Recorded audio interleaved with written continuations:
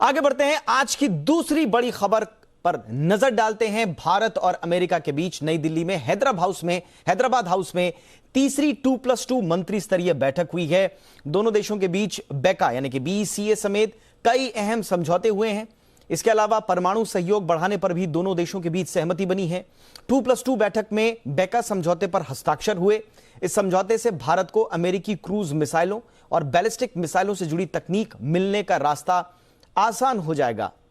साथ ही भारत अमेरिका से संवेदनशील सैटेलाइट्स डेटा भी ले सकता है। इससे दुश्मन देशों की हर गतिविधि पर करीबी से नजर रखी जा सकेगी। I met Dr. Esper yesterday to discuss bilateral defense issues. We continued our discussions on larger regional and global perspective today over the 2+2. Signing the BECA today, after signing the LEMOA in 2016 and COMCASA in 2018, is a significant achievement in that direction. और इस खबर पर ज्यादा जानकारी के लिए इस वक्त मेरे साथ जुड़ चुके हैं सिद्धांत सिब्बल, मेरे सहयोगी। सिद्धांत, बेका कितना इंपॉर्टेंट है, कितना सिग्निफिकेंट है इस मोमेंट ऑफ टाइम पे, और हाइलाइट्स क्या रहे इस समझौते के? जी, मैं आपको बता दूं कि आज 5 समझौते अनाउंस करे गए हैदराबाद हाउस में भारत और यूएस के बीच में। सबसे बड़ा बेका था। बेका जो एग्रीमेंट है, एक मिलिट्री पैक्ट है भारत और यूएस के बीच। ये चौथा मिलिट्री पैक्ट है और आखिरी फाउंडेशनल पैक्ट है।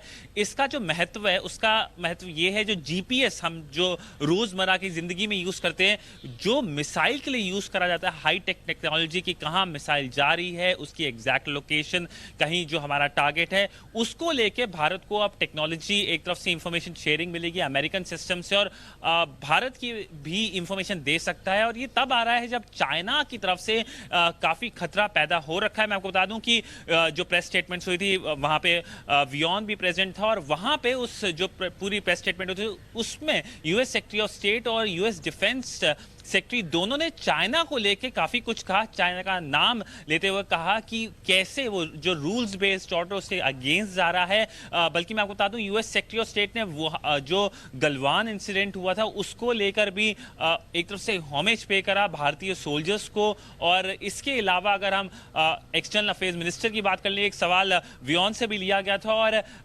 उसका जवाब उन्होंने देते हुए कहा कि भारत और यूएस के जो रिश्ते हैं वो एक फोर्स फॉर गुड हैं, और एक तरफ से ये रिश्ता जो है काफी गहरा है। और अगर हम देखें, ये जो पूरी विजिट हो रही है, ये विजिट सिर्फ एक हफ्ते पहले हो रही है यूएस इलेक्शन से। ये सवाल बेसिकली वियॉन का ही था, तो उसका जवाब उन्होंने ये कहा कि हमारा जो रिश्ता है वो एक तरफ से बायपार्टिसन रिश्ता है, ये इलेक्शन के उतार चढ़ाव से फर्क नहीं पड़ता है। ये बड़ा संदेश था। पर इसके अलावा जो कुछ आज दिल्ली में हुआ है, जो 30 मिनट की जो प्रेस स्टेटमेंट हुई है, उससे पहले 2 घंटे की जो 2+2 डायलॉग हुआ है, या जो यूएस डेलीगेशन और भारतीय डेलीगेशन भारत के प्रधानमंत्री से मिले हैं, उसका जो सब कुछ जो इंपैक्ट है, उसका इंपैक्ट रीजनल तो होगा ही, पर बीजिंग में जरूर नोटिस करा जा रहा होगा। मैं आपको बता दूं कि यूएस सेक्रेटरी ऑफ स्टेट इसके बाद जाएंगे श्रीलंका, मालदीव्स, इंडोनेशिया, और ये सारे जो मुल्क हैं, ये सब जो इंडो पैसिफिक कंसेप्ट है उसके लिए काफी महत्वपूर्ण है। इंडो पैसिफिक एक बड़ा फोकस था इस 2 दिन के दौरे में। कल बायलैटरल मीटिंग हुई थी। बल्कि मैं आपको बता दूं, ये बेका एग्रीमेंट है, उसका अनाउंसमेंट आज हुआ है, पर उसकी जो साइनिंग हुई थी वो कल हुई थी। ऑलराइट, बहुत बहुत शुक्रिया सिद्धांत इस तमाम जानकारी के लिए।